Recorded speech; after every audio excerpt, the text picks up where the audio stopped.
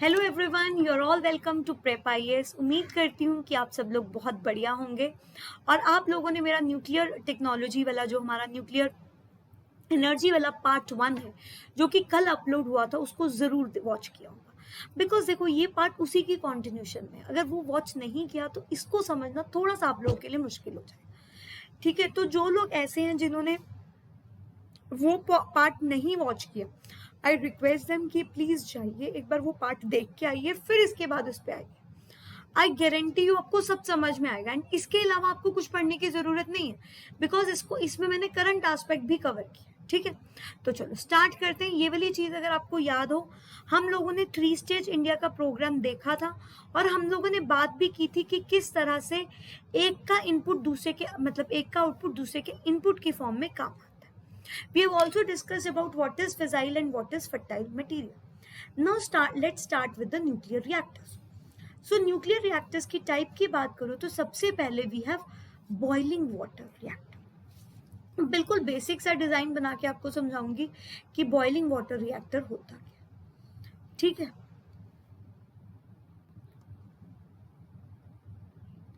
ताकि क्योंकि देखो हमें हाई फाई डिजाइन नहीं समझना, हमें बिल्कुल उसका बेसिक डिजाइन समझना है ताकि हमें एक ओवरऑल अंडरस्टैंडिंग डेवलप हो जाए। ठीक है,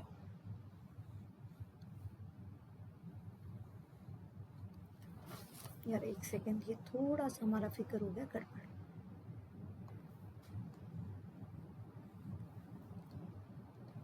ये बढ़िया रहता है ना कि हाँ उसको इरेज कर दो लेकिन जो बोर्ड पे मजा आता है ना वो कई बार इस पे नहीं आ पाता। क्यों? क्योंकि बोर्ड पे हमारी सीधी लाइन बच जाती है, इस पे तो इट्स लाइक कि थोड़ा मुश्किल हो जाता है। एनीवेज आई एम रियली थोड़ा सा पुअर हूँ ड्राइंग में, सो थोड़ा सा एडजस्ट कर लीजिएगा उस चीज को। चलिए, सो यहाँ पे होता क्या है, यहाँ पे सबसे पहले आप नॉर्मल वाटर को यूज किया जाता है एज अ कूलेंट। ठीक है, here what is use, normal water is use as a coolant. So coolant आपका क्या करता है, बेसिकली यहाँ पे आपका पड़ा है fuel and this is a core of the reactor. So यहाँ पे फ्यूल पड़ा हुआ है, इसके अंदर nuclear fusion basically fission reaction हुआ है। सो यहाँ पे फ्यूल कौन सा यूज किया हमने, इफ यू रिमेम्बर हम लोग यहाँ पे यूज करते हैं यूरेनियम 238 प्लस यूरेनियम 235। ठीक है, सो यहाँ पे जैसे हमने वाटर पास किया, सिंस यहाँ का अंदर का टेम्परेचर बहुत ज्यादा है, so this water basically it gets converted into what, it gets converted into steam water mixture. This is a steam water mixture, right? So why it is getting into steam water mixture, इसका मतलब क्या? देखो यहाँ पे होता क्या है ना, पानी जो है वो नॉर्मल पानी था, लेकिन हुआ क्या, जैसे ही वो आपका नॉर्मल वाटर और प्योर वाटर है, जैसे ये प्योर वाटर रिएक्टर के अंदर गया, ठीक है, अंदर का टेम्परेचर ज्यादा था, उसके कारण आपको पता है हीट ट्रांसफर होगा तो इसका पानी का टेम्परेचर भी बढ़ जाएगा। एज ए रिजल्ट कुछ पानी आपकी स्टीम में कन्वर्ट होगी, कुछ पानी आपकी बॉइलिंग वाटर की फॉर्म में कन्वर्ट। अब ये जो स्टीम होगा ये आपका किसको रन करने में मदद करेगा, टरबाइन, और ये टरबाइन आपका क्या जनरेट करेगी, दिस विल जनरेट इलेक्ट्रिसिटी। ठीक है, are you getting my point, what is happening over here? So यहाँ पे जो वाटर था जो कूलेंट की फॉर्म में यूज किया गया था, कूलेंट क्या होता है, जो कि उसको ठंडा करता है, मतलब यहाँ पे जो भी हीट है उसको हीट को कम करता है। So what it coolant has done, water has decrease the temperature, because of which what happened, जो पानी खुद था पानी गर्म हो गया, गर्म होने के बाद वो स्टीम वाटर मिक्सचर बन गया। इस स्टीम ने क्या किया, गर्म है, भाप है, गैस है, it started running the turbine. ठीक है, टरबाइन रन करके उसने इलेक्ट्रिसिटी जनरेट कर दी, और जैसे ही बाकी जो अनयूज्ड वाटर था वो आपका, उसको आपने क्या किया, उसको आपने कंडेंसर के थ्रू पास कराया, एंड इस कंडेंसर से के थ्रू पास कराने से उसको ठंडा किया गया, and this water was again fed over here. ठीक है, are you getting the things कि क्या हुआ? पहले आपने टरबाइन चला दी, उसके बाद टरबाइन चलाने के बाद कुछ पानी अनयूज भी तो बचेगा, जो अनयूज वाटर है उसको कंडेंसर के थ्रू कंडेंस करके आप दोबारा से सिस्टम में यूज कर सकते हैं, राइट। सो इससे एडवांटेजेस क्या होंगी वो बात करते हैं, बट एक्चुअल में दिखता कैसा है, आई हैव टोल्ड यू दिखता कैसा है, लेकिन ये एडवांस वर्जन है कि इसमें आपने क्या किया, इसमें आपने देखो यहाँ पे पानी था, पानी जैसे ही डाला है कोर में गया, कोर में जाने के बाद ये क्या हुआ, गर्म हो गया, गर्म होने के बाद ये स्टीम लाइन के थ्रू निकल गया, यहाँ पे टरबाइन जनरेटर से उसको रोटेट किया, कंडेंसर के थ्रू पानी को कंडेंस किया जाता है, कंडेंस करने के बाद इसको जो है आगे फिर से फीड किया जाता है, ठीक है, क्लियर है। चलिए, सो यहाँ पे बेसिकली हुआ क्या है, बॉइलिंग वाटर रिएक्टर के अंदर steam water mixture is produced, ये क्या हो रहा है आपका, प्रोड्यूस किया जा रहा है, कब, जब प्योर वाटर जिसको कूलेंट की फॉर्म में इस्तेमाल करते थे that moves through the core, और वो खुद हीट एब्जॉर्ब कर लेता है। यहाँ पे ये अच्छा, यहाँ पे मॉडरेटर भी यही है, and this is the coolant as well, moderator as well as coolant, ठीक है। ये फर्स्ट जनरेशन रिएक्टर्स है, अब हम इसको इतना यूज नहीं करते। Next, this mixture leaves the core, core को छोड़ते हैं, स्टीम सेपरेट होती है, उसके बाद जो स्टीम है वो टरबाइन को रन करती है टू प्रोड्यूस द इलेक्ट्रिसिटी, और जो अनयूज स्टीम है उसको कंडेंस किया जाता है पानी में, उसको दोबारा से कोर के अंदर रीयूज किया जाता है, यही हमने देखा था। बट अब इसके अंदर इसकी कुछ एडवांटेजेस है। क्या एडवांटेजेस है, एक तो इसका डिजाइन बहुत ही सिंपल है, और इसका काम क्या है, बहुत ही सिंपल है, ठीक है, सिंपल काम है, सिंपल डिजाइन है, पावर जनरेशन उस टाइम के अकॉर्डिंग ठीक करता था, टेक्नोलॉजी क्या है आपकी, चीप, हाई पावर जनरेशन, ठीक है, उस टाइम के अकॉर्डिंग थर्मल पावर प्लांट से ज्यादा प्रोड्यूस करता था। एग्जाम्पल है रावत भट्टा का जो आपका प्लांट है राजस्थान का, और दूसरा आपका तारापुर का महाराष्ट्र का प्लांट। एक बार जल्दी से इनकी लोकेशंस देख लेते हैं। सो यहाँ पे अगर आप देखेंगे, सो रावत भट्टा जो है उसका प्लांट, ठीक है, देखो यहाँ पे क्या लिखा हुआ है, अंडर ऑपरेशन, ऑनगोइंग वाले जो हैं वो आपके स्क्वायर वाले हैं, और जो आपके ट्रायंगल वाले हैं वो हैं जो कि प्रोजेक्ट्स लॉन्च किए गए थे 2010 में, और प्रपोज वालों के लिए इन्होंने क्या यूज किया गया है, दैट इज अ बॉक्स, ठीक है। सो यहाँ पे अगर आप बात करो रावत भट्टा राजस्थान की, so this project is what, this project is a boiling water reactor, ठीक है। उसके अलावा जो आपका सेकंड है दैट इज तारापुर, ठीक है। अब यहाँ पे इतनी चीज समझ में आ गई। अब यहाँ पे अगर in case of H2O if D2O would be used, then this is known as boiling heavy water reactor, ठीक है, इसको boiling heavy water reactor बोलेंगे। Now many of you must be having an idea what do you mean by boiling water। देखो steam और boiling water में क्या difference होता है, यहाँ पे हमारे पास 3 स्टेट होती है मैटर की, सॉलिड, लिक्विड एंड गैसेस, 2 और होती है उसके बारे में हम बाद में न्यूक्लियर फ्यूजन में बात करेंगे। अब यहाँ पे लिक्विड जब गैस में टर्न होता है, मतलब यहाँ पे जो पानी है वो स्टीम में कन्वर्ट होता है, वो होता है आपका 100 डिग्री सेल्सियस पे। लेकिन अगर मैं पानी को 85 डिग्री सेल्सियस पे ले लूं तो क्या आप उसको बॉइलिंग वाटर नहीं बोलेंगे, क्योंकि पानी तो गर्म है भैया, नॉर्मल टेम्परेचर वाला पानी नहीं है, गर्म पानी है, ठीक है। लेकिन 100 डिग्री सेल्सियस पे वो एक पॉइंट आता है जब वो अपनी स्टेट चेंज कर लेता है, तभी बोलते हैं उबलता हुआ पानी पड़ गया जख्म भर जाएगा, स्टीम पड़ गई जख्म बनने में बहुत टाइम लगेगा, क्यों, क्योंकि उसके अंदर लेटेंट हीट भी होती है। क्लियर है बात, चलो। So next comes the advantages जो हमने कर ली। अब नेक्स्ट आता है इसकी डिसएडवांटेजेस क्या है।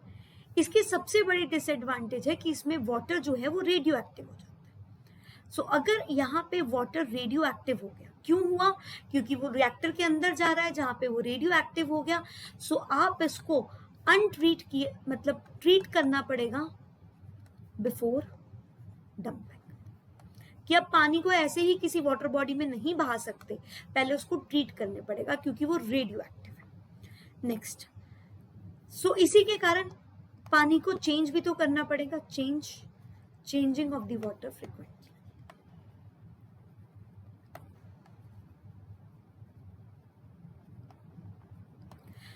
Less safety than the pressurised water reactor.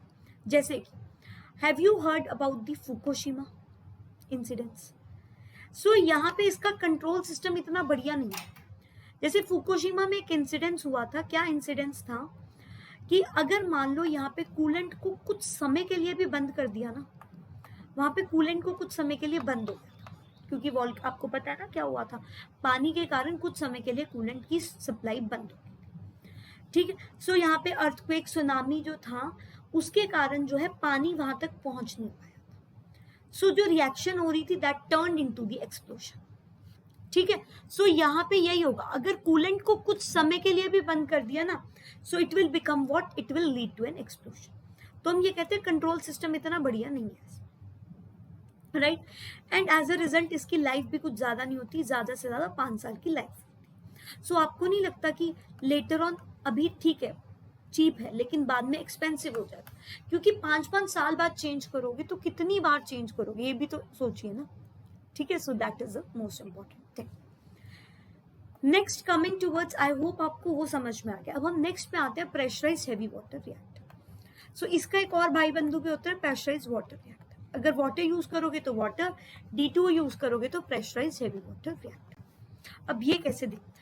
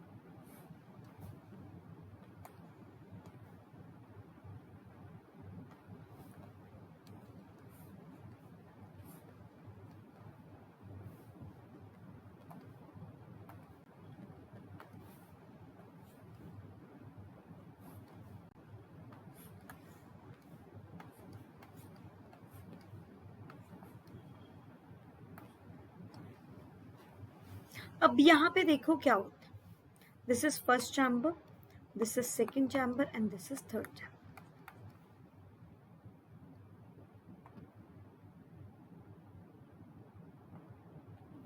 यहाँ पे क्या हुआ, यहाँ पे जो पानी है ना वो प्रेशराइज्ड है, पानी के अंदर प्रेशराइज है, मतलब क्या हुआ, देखो आपने स्टीम वाली इक्वेशन सुनी है ना, PV is equal to nRT, gases के केस में इक्वेशन होती है। सो यहाँ पे pressure is directly proportional to what, temperature, इतना मानते हो।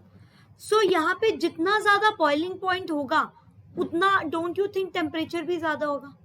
सो more pressure is leads to more water. ठीक है, सो यहाँ पे सबसे पहले क्या होता है, आप फर्स्ट चैम्बर में what you pass is, you passed water, but this water is not normal water, this water is boiled water. कौन सा वाटर है, पानी गर्म है। सो यहाँ पे ये पानी जो है फर्स्ट वाले में जाके और ज्यादा सुपर हीट हो जाता है। सो ये सेकेंड साइकिल में क्या करता है, अपनी हीट को यहाँ पे एक नॉर्मल वाटर होता है उसके साथ एक्सचेंज करता है,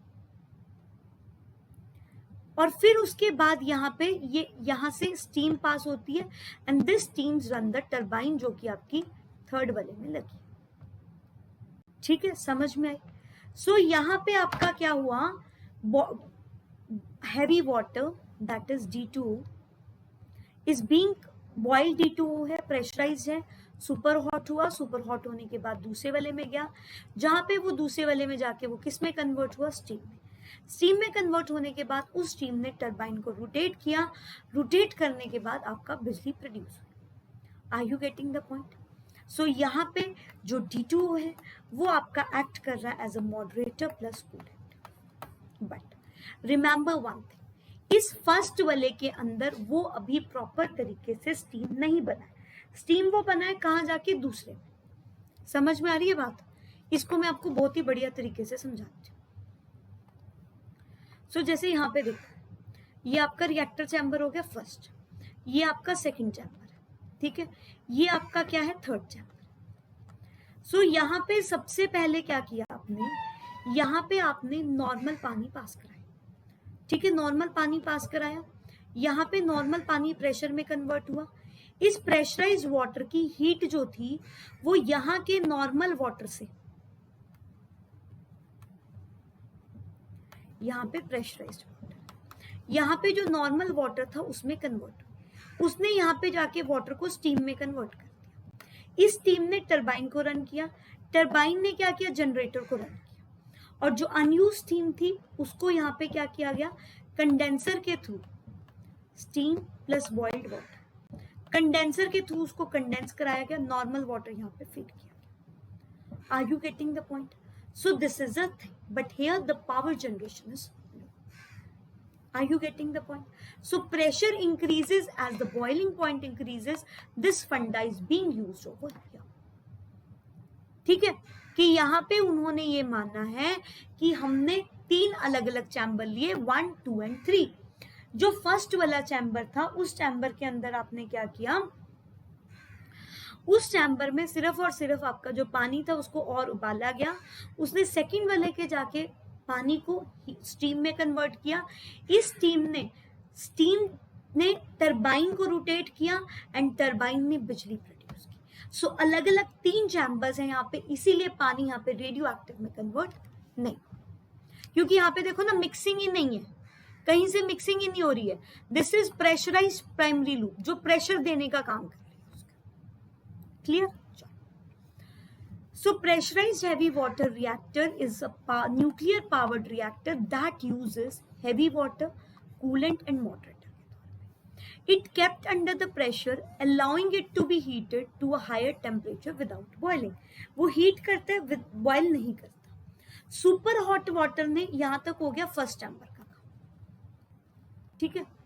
सेकेंड चैम्बर के अंदर क्या हुआ, ये जो सुपर हॉट वाटर था इसने हीट एक्सचेंज करी, किसके साथ, नॉर्मल लाइट वाटर के साथ, ठीक है। सो यहाँ पे ये किसका हो गया, चैम्बर 2 का काम। और चैम्बर 3 में क्या हुआ, चैम्बर 2 तक कितना स्टीम में कन्वर्ट हुआ, चैम्बर 3 में जो स्टीम थी उसने टरबाइन को रन किया, तो 3 अलग अलग। उसके बाद स्टीम को कंडेंस किया गया, दोबारा से चैम्बर 2 में भेजा गया, 1 में नहीं भेजा गया, ध्यान रखना इस चीज को। क्लियर? चलो, What will be the advantages of this? Of course, better safety है, क्योंकि जो भी कन्वर्जन हो रहा है वो रिएक्टर के बाहर हो रहा है, रिएक्टर के अंदर नहीं हो रहा। लाइफ भी इंक्रीज हो जाएगी, so life of reactor is also increasing. ठीक है, क्लियर है, लाइफ ऑफ रिएक्टर ज्यादा है। Next, but what are the disadvantages? Disadvantages are costly है, क्योंकि 3 चैम्बर्स बनाने हैं, डिजाइन भी कॉम्प्लेक्स। एग्जाम्पल्स है इसकी, Tarapur Maharashtra, then we have Kaiga Karnataka,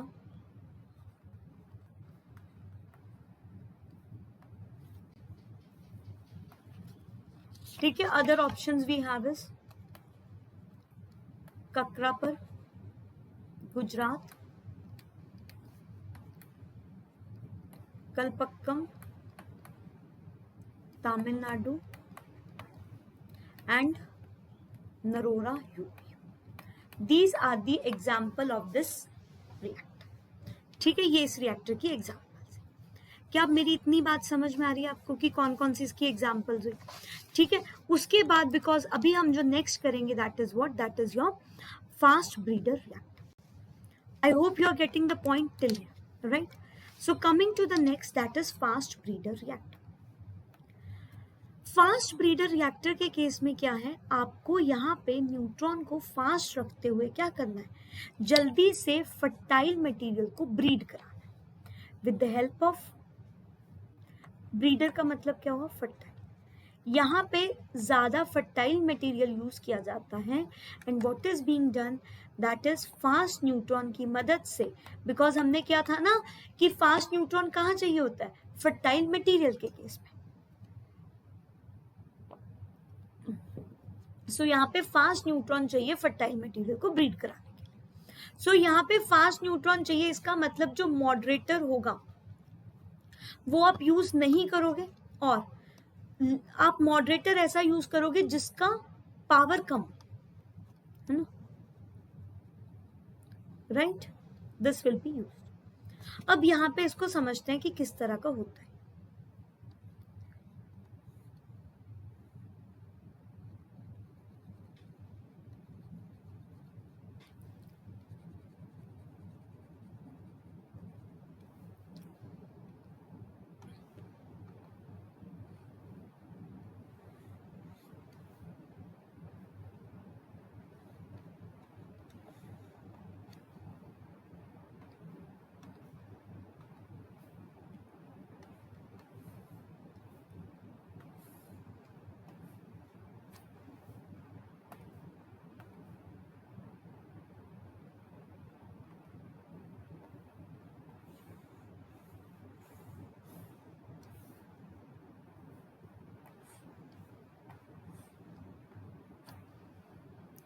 ठीक है, सो this is how it looks like. अब देखो होता क्या इस केस के अंदर। सो यहाँ पे फ्यूल हो गया ये, ठीक है, ये आपका कोर हो गया, ये आपका कंटेनमेंट हो गया। सो यहाँ पे आप इसमें पास करते हो, ठीक है। होता क्या है, यहाँ पे सबसे पहले आप यूज करते हो एज अ कूलेंट, कूलेंट कौन सा यूज किया जाता है, of course coolant will be use, ये राइट, इतना ध्यान में रखना। ये ना दिमाग में है कि कूलेंट का क्या यूज करना है मैम, अरे भैया कूलेंट तो यूज करोगे ना आप। सो यहाँ पे जो कूलेंट होता है वो होता है आपका लिक्विड सोडियम, ठीक है। कूलेंट जो यूज होता है that is liquid sodium. Liquid sodium यहाँ जाएगा, हीटअप होगा, स्टीम में कन्वर्ट होगा, टरबाइन को यहाँ पे रोटेट करेगा। सो this is 1 chamber, this is 2, इसमें 2 चैम्बर, ठीक है। लिक्विड सोडियम गया, गर्म हुआ, गर्म होके चैम्बर 2 में गया, चैम्बर 2 में जाके उसने क्या किया, आपके टरबाइन को रोटेट किया, ठीक है। सो यहाँ पे what is there, we do not have a cool moderator, या फिर मॉडरेटर बहुत ही वीक है, दैट इज लिक्विड सोडियम, क्योंकि हमें यहाँ पे उसको स्लो डाउन नहीं कराना। So as you can see इस तरह का आपके पास क्या होता है, बेसिकली फ्यूल होता है, यहाँ पे रखा है इसमें आपने यहाँ से क्या पास कराया, liquid sodium through this pipe, liquid sodium is pass. ये लिक्विड सोडियम जो है it get convert become super heat, super heat होने के बाद स्टीम में कन्वर्ट हुआ,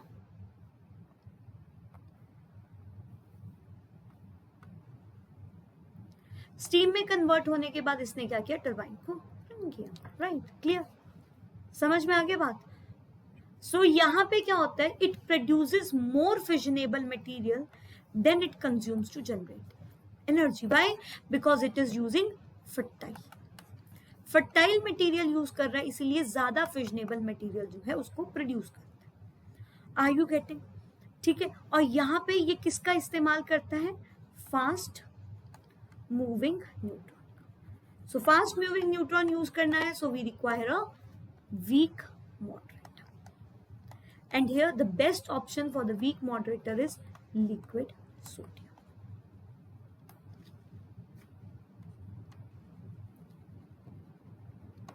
ठीक है।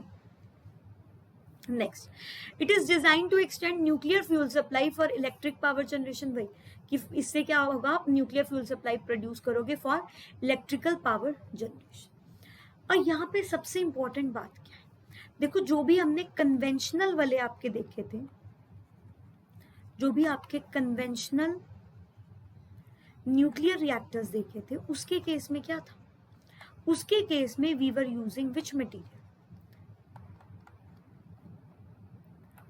Only fissile material, fissile material use कर रहे थे। और हमें पता है कि यूरेनियम 235 ओनली 0.7% अवेलेबल किया था हमने, कि यूरेनियम 238 ज्यादा पाया जाता है, ठीक है, 99.3% है, और यूरेनियम 235 आपका 0.7%। सो अगर हम इसी को ही ज्यादा यूज करें तो ज्यादा बढ़िया नहीं है। So that is the thing which is being said. So यहाँ पे ये क्या करता है, 70% आपका क्या प्रोड्यूस करता है, प्लूटोनियम, ठीक है, क्लियर है। So it employees either uranium 238 और थोड़ी, ये किया था, ये इसमें कुछ गड़बड़ है, सो ऑफ कोर्स इसमें गड़बड़ है, क्योंकि अगर आपको याद हो, मैंने जब आपको स्टार्टिंग में लिखवाया था, तो मैंने आपको क्या लिखवाया था कि ये आपका यूज करता है क्या, मैंने जानबूझ के लिखा है ताकि आपको समझ में आ जाए। ये आपका यूज करता है यूरेनियम 238 एंड प्लूटोनियम 239, ठीक है। और ये प्रोड्यूस क्या करेगा, यूरेनियम 233, लिखवाया था ना ये चीज। सो यहाँ पे ये क्या यूज करता है, it uses the liquid sodium as a coolant. Excess of neutrons जो है वो क्या करेंगे, ब्रीड करने के लिए फ्यूल को ज्यादा तेजी से उसको ब्रीड करें। Are you getting my point?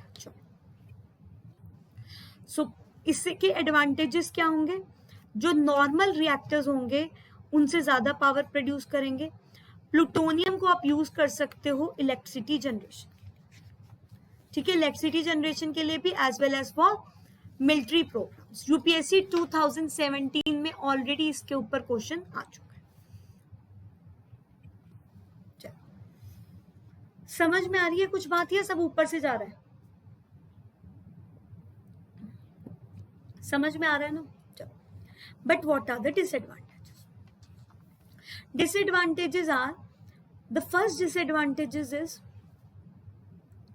Sodium used as a coolant is highly inflammable. हमने बचपन में करते थे हम एक्सपेरिमेंट कि यहाँ पे जो सोडियम यूज करते हैं, that is what, that is highly inflammable in nature.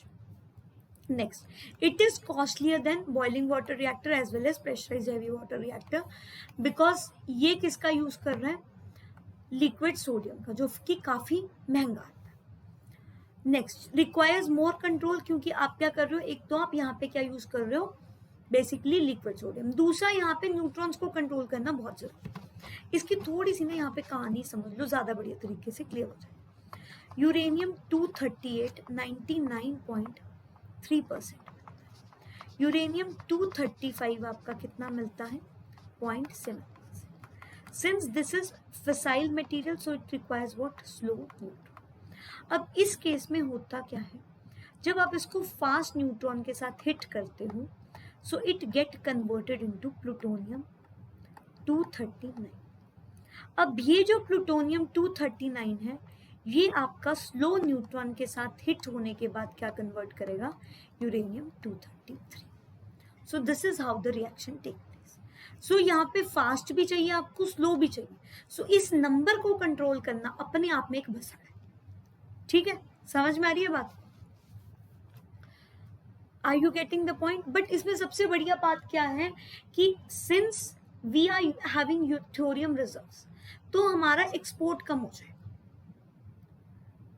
Right? Clear है? उसके बाद अगर आप बात करो इंडिया का कौन सा रिएक्टर इस पे बेस्ड है, तो कलपक्कम तमिलनाडु वाला रिएक्टर इस पे बेस्ड है, ठीक है, क्लियर?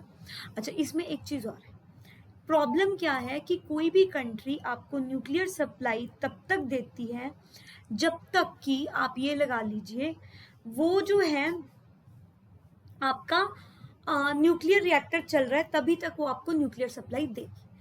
जैसे ही आपका न्यूक्लियर रिएक्टर बंद हुआ, न्यूक्लियर मटेरियल इंपोर्ट जो है आपकी कंट्री में बंद हो जाएगा। So this is a thing, ठीक है।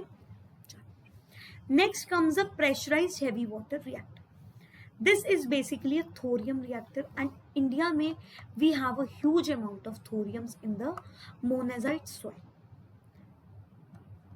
एंड मैं आपको बता दूं कि मोनाजाइट पे ऑलरेडी क्वेश्चन आ चुका है। सो ज्योग्राफी के पॉइंट ऑफ देख लेना कहाँ कहाँ पे मोनाजाइट मिलता है। इसका प्रोटोटाइप बनाया है बैरेट ने, किस तरह का प्रोटोटाइप है वो देखो।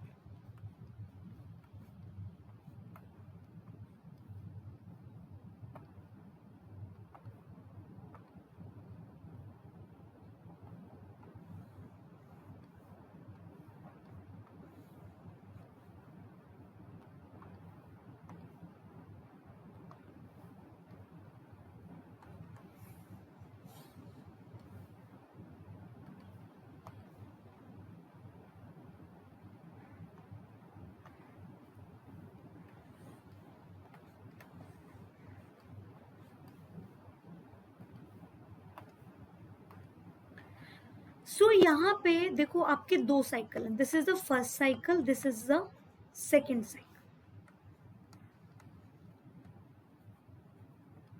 फर्स्ट साइकिल के अंदर आपका क्या होगा, normal water will be supplied, normal water यहाँ पे सप्लाइड होगा and this will be used as a coolant. और ये नॉर्मल वाटर जो है वो किस में कन्वर्ट होगा, स्टीम में, and this steam will run what, turbine. और यहाँ पे अगर हम बात करें, this is what, this is a second cycle जहां पे आपका यूज किया जाएगा D2O का। D2O को यहाँ पे यूज किया जाएगा एज अ मॉडरेट। ठीक है, so are you getting the point कि पहले पहला साइकिल चलेगा फिर आपका दूसरा साइकिल चलेगा। सो यहाँ पे अगर आप देखो, यहाँ पे भी यही चीज बनी, what is there, see these are what, these are the fuel rods. यहाँ पे आपका एक साइकिल किसका है, नॉर्मल वाटर का, एक साइकिल किसका है, हैवी वाटर का। सो this is second one, this is the first one. ठीक है, सो यहाँ पे क्या होता है, 30 मेगावाट का वर्टिकल प्रेशर ट्यूब टाइप है, boiling light water and heavy water को यूज किया जाता है। सो यहाँ पे जो वाटर होता है वो बॉइलिंग वाटर, लाइट वाटर है, and this is used as a coolant, and heavy water को यूज किया जाता है एज अ मॉडरेट। इसके अंदर जो मिक्सचर यूज किया जाता है वो थोरियम यूरेनियम का मिक्सचर यूज किया जाता है, जिसको कार्बाइड और carbide mixture can also be use. ठीक है, इसके अलावा थोरियम प्लूटोनियम भी यूज कर सकते हो, ये हमने लिखा था। आउटपुट क्या होगी अभी हमें नहीं पता, हमें सिर्फ अभी इतना पता है कि भैया एनर्जी निकलेगी। ठीक है, समझ में है कि एनर्जी यहां से रिलीज होगी। So this is about it. So ये अभी हमने क्या कर लिए, 4 हमारे रिएक्टर्स कर लिए, मतलब जो हमारे मेजर प्रोटोटाइप से उनको हमने कर लिया। अब नाउ कंपैरिजन, कंपैरिजन बेसिकली हमने जो हमें पता है उनका करना है। सो बॉइलिंग वाटर रिएक्टर में what is used, enriched uranium, water, water, enriched uranium, water, water. ठीक है, प्रेशराइज्ड हैवी वाटर में आपका यहाँ पे गलती से टाइप हो गया, this is enriched uranium, heavy water, heavy water. Plutonium uranium, liquid sodium, moderator none, और लिक्विड सोडियम जो वीक होता है उसको यूज करते हैं। ठीक है, now the next thing which we have to discuss is the nuclear fusion reactor. समझ आ गई, नेक्स्ट हमें क्या करना है, fusion reactor we have done with the fission part, right. So are you people excited to know about the fusion reactor? तो जल्दी से एक बार कमेंट बॉक्स में टाइप करके बता दीजिए कि ma'am we are super excited, please start it. So fusion reactor में स्टूडेंट्स होता क्या है, वी हैव ऑलरेडी डन, दो छोटी nuclei they will fuse to form a bigger nuclei. So high activation energy is necessary for the fusion as both positively charged nuclei they repel each other. So बहुत ज़्यादा energy चाहिए। So ये energy कहाँ से आती है? To initiate this reaction, what we require is a energy. और ये एनर्जी कहाँ से आएगी आपकी? This energy came from the temperature, जो उसका टेम्परेचर। So यहाँ पे एक चीज़ जो बहुत इंपॉर्टेंट है वो ये है कि हमारे पास 3 तो हमें पता है, सॉलिड, लिक्विड और गैस। इसके अलावा 2 और स्टेट्स ऑफ मैटर होती है, that is plasma and another one is Bose Einstein condensate. हम we are only concern with the plasma. Plasma के केस में क्या होता है स्टूडेंट्स, प्लाज्मा के केस में होता ये है कि आप ये लगा लो कि वो आपका आयंस की फॉर्म में कन्वर्ट हो जाता है, और ये प्लाज्मा की फॉर्म में ही हमें फ्यूजन रिएक्टर में चाहिए। ठीक है, सो यहाँ पे पॉजिटिवली चार्ज न्यूक्लियर वैसे एक दूसरे को रिपेल करते हैं, लेकिन जब फ्यूजन होगा बहुत ज्यादा एनर्जी रिलीज होगी, जितनी आपने इन्वेस्ट की है उससे ज्यादा। As a result the reaction is not known as endothermic और exothermic, it is known as exergonic reaction. ठीक है, स्टार्स के केस में बहुत ज्यादा प्रेशर और एनर्जी जो है वो कौन प्रोवाइड करते हैं, ग्रेविटी, और इस ग्रेविटी के कारण इसको एक्टिवेशन एनर्जी मिलती है, as a result this do the fusion. किया था मैंने स्टार्टिंग में, आपको ये चीज बताई थी फर्स्ट पार्ट के अंदर।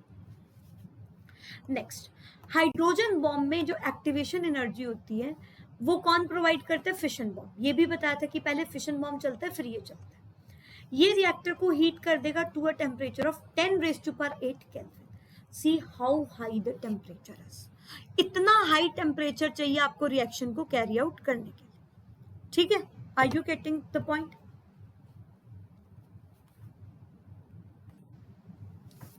चलिए, So this technology, when used in fusion reactor, they offer greater promise as deuterium and tritium are available in unlimited amount. Reaction कर चुके हैं हम ऑलरेडी कल की क्लास में. टेक्नोलॉजी इन्वायरमेंट फ्रेंडली है क्योंकि क्या प्रोड्यूस होता है, हीलियम, और हीलियम रेडियो एक्टिव तो है ही नहीं है, ना कोई रेडिएशन करता है, सो इसको डिस्पोज ऑफ करना मुश्किल भी नहीं है ना. प्लस छोटा सा फ्यूल लोगे और वो इतना बढ़िया काम करते हैं. सो that is why this is very good, right. चलो अब बात करते हैं यहाँ पे जो भी रिएक्शन हो रही है, that is international thermonuclear, it is international thermonuclear experimental reactor, ITER. So ITER के केस में क्या होता है, मैं आपको, this is how it will be made. अब यहाँ पे ये चीज समझना, इसके अंदर क्या, इसके अंदर का थोड़ा सा समझ लेना क्योंकि दैट इज इम्पोर्टेंट. अब यहाँ पे जो रिएक्शन होगी वो किसके बीच में होगी, that will be between deuterium and tritium. So deuterium and tritium कौन सी स्टेट में होंगे, प्लाज्मा स्टेट में होंगे, that is in the form of the ions. इसके अंदर क्या होंगे, आपके इलेक्ट्रॉन्स होंगे. ठीक है. सो यहाँ पे गाइस जो भी एनर्जी है, जो स्टार्टिंग एनर्जी है, that we require, that temperature is 100 million degree Celsius. Once this temperature is attained, what will happen in this case? Once this temperature is attained, what will happen in this case? That is very important to understand.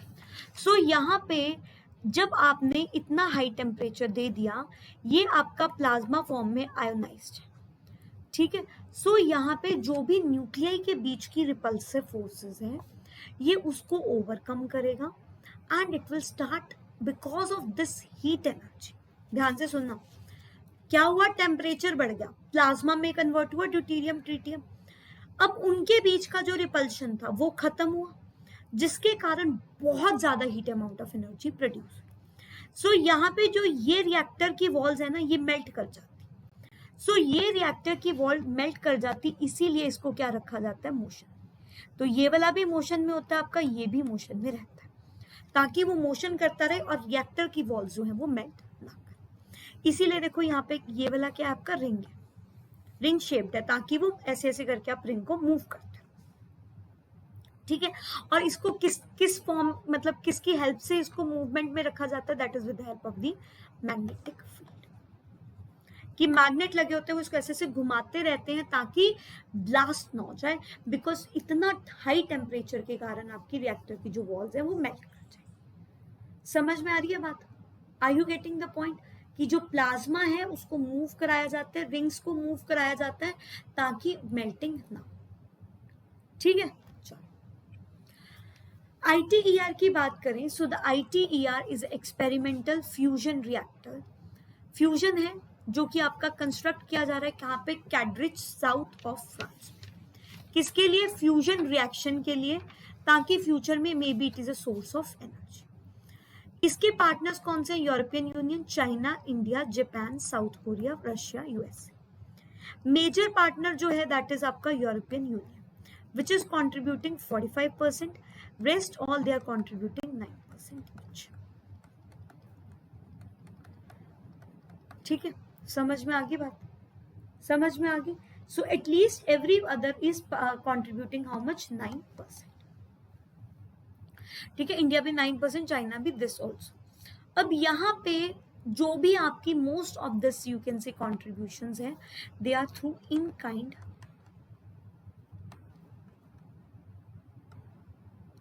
Procurement of ITER components. इसका मतलब क्या हुआ कि हर country यहाँ पे क्या करेगी, अपनी कंट्रीब्यूशन किस तरह से देगी, कुछ कंपोनेंट बना के. सो इंडिया ने भी कुछ बनाया होगा, डेफिनेटली बनाया होगा, दैट वी विल डिस्कस. ठीक है. चलो, India formally joined ITER project in 2005 and ITER agreement between the partners was signed in 2006. ठीक है. इंडिया ने क्या किया था, ज्वाइन किया था ITER प्रोजेक्ट को 2005 में, और ITER एग्रीमेंट साइन हुआ 2006 में. ITER जो ऑर्गेनाइजेशन है वो सेंट्रल टीम है जो कि कंस्ट्रक्शन करेगी एट साइट, मतलब जो फ्रांस में जहाँ पे बन रहा है वहां पे कंस्ट्रक्शन करेगी। लेकिन जो ITER के पार्टनर्स हैं जैसे कि आपके China, India and all that, ये अपनी अपनी एक डोमेस्टिक एजेंसीज क्रिएट करी है इन्होंने, ताकि जो भी इनकी कमिटमेंट्स हैं कंपोनेंट्स की उसको ये डिलीवर कर सके। It has a 5 year assembly phase, 5 साल में आप उसको असेंबल करोगे, ठीक है। एंड जो पावर होगी वो आपकी कब से जनरेट होना शुरू होगी, 2035 तक, और रिएक्टर की असेंबली जुलाई में स्टार्ट होगी 2020। सो जुलाई 2025 तक क्या होगा, इसकी असेंबली पूरी होके it will be ready, and ready होने के बाद स्लोली एंड स्लोली 10 साल के अंदर वो जो है मैक्सिमम एनर्जी आउटपुट दे दे, ठीक है। ITER इंडिया, ये आपका जो कि आपका किस इंस्टीट्यूट के अंदर आता है, इंस्टीट्यूट फॉर प्लाज्मा रिसर्च, क्योंकि हमने क्या बोला, हर ने अपना अलग से सेटअप कर लिया। इन्होंने LNT के साथ पार्टनर किया and they delivered cryostat. Now what is a cryostat? Cryostat will be used as a coolant over here, ठीक है। And what is plasma? Plasma is a fourth state of the matter, fifth state is born Einstein condensate. So इसका function क्या है, cooling को provide करना to the fusion reactor, ठीक है। And keep very high temperature at its core under control, जो core का बहुत ज्यादा हाई टेम्परेचर है उसको अंडर कंट्रोल रखना। अब ये जो रिएक्शन होती है ये ड्यूटेरियम एंड ट्रीटियम प्लाज्मा के अंदर होती है, ठीक है। और ये आपका आयनाइज होते हैं, इलेक्ट्रॉन्स बनते हैं, release by the atoms end of deuterium and tritium, ये हम कर चुके हैं ऑलरेडी, राइट। सो यहाँ पे जो एक्टिवेशन एनर्जी होती है, that activation energy is provided कैसे, प्लाज्मा को हीट करके, कितने टेम्परेचर तक, 100 मिलियन डिग्री सेल्सियस तक। अब ये 100 मिलियन डिग्री सेल्सियस तक इतना इजी तो नहीं है, मैंने आपको पहले भी बताया था। सो यहाँ पे क्या किया जाता है, कैसे करेंगे, by injecting high energy neutral particle beam, radio frequency wave देके, न्यूट्रल पार्टिकल बीम देके एंड ऑल दैट, ठीक है, जिसको प्लाज्मा एब्जॉर्ब कर लेगा and it will become super heated, ions में कन्वर्ट होगा, फ्यूजन होगी by overcoming the repulsion force. Under this condition nuclear can overcome the repulsive forces, fuse and it will release large amount of heat energy. इस temperature पे क्या होता है, जो walls है ना रिएक्टर की वो मेल्ट कर सकती है, इसीलिए प्लाज्मा को हमेशा चलती हुई रिंग की फॉर्म में रखा जाता है, ठीक है। You will be surprise to know कि कितना ज्यादा एनर्जी प्रोड्यूस कर सकता है। अगर इसको 40 सेकेंड के लिए आपका 500 मेगावाट जो है ये क्या कर सकता है, प्रोड्यूस कर सकता है, सिर्फ और सिर्फ 50 मेगावाट अगर इसको सप्लाई दीजिए। मतलब अगर आप बाहर से इसको 50 मेगावाट सप्लाई दो, सो यहाँ पे ये क्या करेगा, 500 मेगावाट एनर्जी यूज करेगा, ठीक है। सो यहाँ पे ITER has been design for developing and testing the necessary technology but not for industrial energy production. इसको अभी हम टेस्टिंग के लिए यूज कर रहे हैं, लेटर ऑन इसको हम किसके लिए यूज करेंगे, एनर्जी के। नाउ अब एक दूसरा डिस्टिंक्ट टारगेट है 500 से 2000 प्रोड्यूस करना। सो this is something which might come in by 2070। 2070 तक हम लोग हो सकता है 2000 मेगावाट का क्या लेके आए, एक जो है एनर्जी यहाँ पे रिएक्टर लेके आए, ठीक है। लेकिन उससे पहले ना मैं आपको एक बार दोबारा से यहाँ पे लेके जाना चाहूंगी, ताकि आपको, क्योंकि हो सकता है एक आधे बच्चे को कंफ्यूजन रह जाए। सो यहाँ पे बच्चे जो ये प्लाज्मा है ना, इसके अंदर ड्यूटेरियम एंड ट्रीटियम है, मिक्स्ड फॉर्म में प्लाज्मा में कन्वर्ट होगा टेम्परेचर। मैग्नेट्स रिपेल करेंगे प्लाज्मा को फ्रॉम द वॉल, ताकि वॉल को वो टच ना करे, टच नहीं करेगा वॉल को तो क्या होगा, वॉल मेल्ट नहीं करेगा। बस इतना याद रख लेना कि यहाँ पे ये चीजें, कुछ बातें समझ में आ रही होंगी, आई होप सो। चलिए ये क्वेश्चन है। सो ये क्वेश्चन आपका प्रीवियस ईयर 2016 का क्वेश्चन है कि इनका इसमें से कौन सा आंसर सही है। सो क्वेश्चन है, India is a important member of ITER, अगर एक्सपेरिमेंट सक्सीड होता है इंडिया को क्या एडवांटेज है। तो भैया फ्यूजन से रिलेटेड है तो फ्यूजन वाले तो ऐसे ही गलत कर दो, सैटेलाइट, यूरेनियम, कुछ भी नहीं आएगा। आंसर क्या आएगा, D, that it can build a fusion reactor for power generation, ठीक है, क्लियर है। अच्छा, थैंक यू करने से पहले 2 पॉइंट्स और याद रखना, मेरे माइंड में अभी आए हैं। द फर्स्ट इज, चाइना ने अपना एक आर्टिफिशियल सन बना रहा है, चाइना एक आर्टिफिशियल सन बना रहा है जो कि आपका क्या करेगा, न्यूक्लियर फ्यूजन करेगा। चाइना का आर्टिफिशियल सन, इस आर्टिफिशियल सन जो प्रोजेक्ट है चाइना का, उसका नाम है ईस्ट, दैट इज एक्सपेरिमेंटल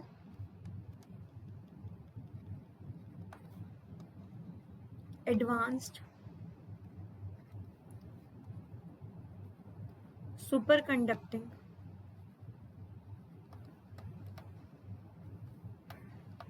टोकामेक। ठीक है, सो ये जो है ये क्या है आपका चाइना का artificial sun, experimental advance super computing tokamak. Are you getting the point? ये आपका बेसिकली चाइना के हेफी नाम की एक जगह पे रखा।